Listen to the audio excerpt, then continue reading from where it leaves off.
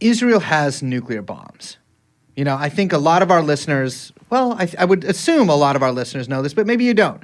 Israel has, although it's never confirmed that they have, a nuclear stockpile of somewhere between 90 to 200 weapons. We don't know for sure. There's no international safeguards in place. There's no inspections.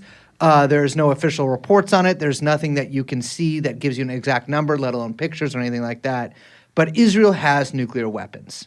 And we'll tell you a lot more about that in this episode or the next episode. But one thing I want to make clear at the start is that this corrupt, authoritarian government has nuclear weapons, does not care about civilian casualties, in fact, even relishes them, and has made it very clear, well, as clear as they can through their policy of ambiguity, but fairly clear in a few certain very specific ways, that they are more than willing to use these nuclear weapons if they feel the survival of their state as it stands now is going to be affected. The way that stands now is that it's an apartheid state that occupies Palestinian territory and that rules over it in what amounts to basically a military dictatorship over the occupied territories. It has a puppet regime, and now whatever they're going to have in Gaza, who the fuck knows? I say even that their corrupt PA can't get in there, so probably going to be something more akin to how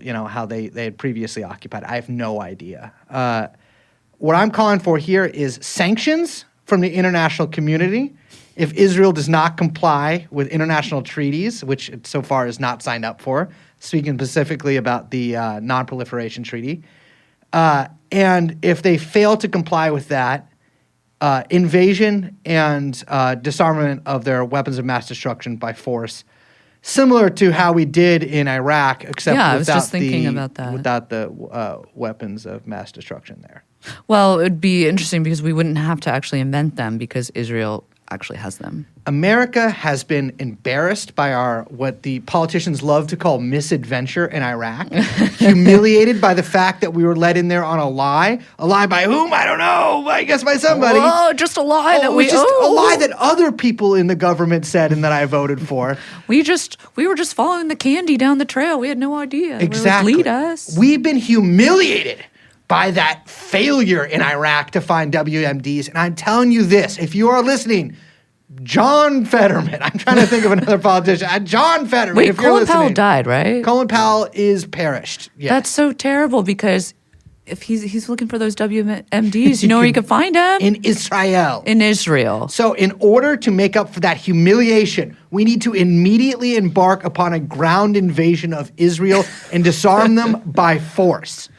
You know, it's funny. I know you joke. Kind of. But we were talking about this as we were getting ready for this episode and the next episode, which is that, like, the fact that Israel has nukes is, like, the most open secret, but it's not even a secret. It's like wink, wink, nudge, nudge.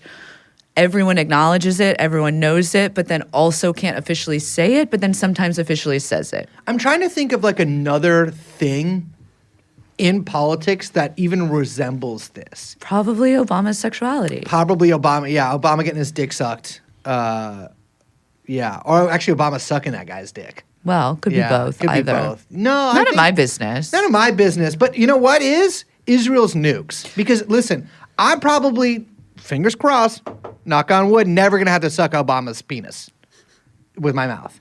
But Israel's nuclear weapons present to me an actual fear. I don't want to die in a nuclear war. I don't want anyone ever to set off a nuclear bomb. Yeah. And I don't trust this country with them. I'll say this from the start. I mean, we'll probably get to this more next episode, but the DPRK, North Korea, has complied more with international regulations on their nuclear program than fucking Israel has. Which is to say, Israel has never once, even a little bit, tiny bit, even just a guy, one single guy, ever complied with international regulations on nuclear weapons. Well, that's because their nuclear weapons don't exist. But they do.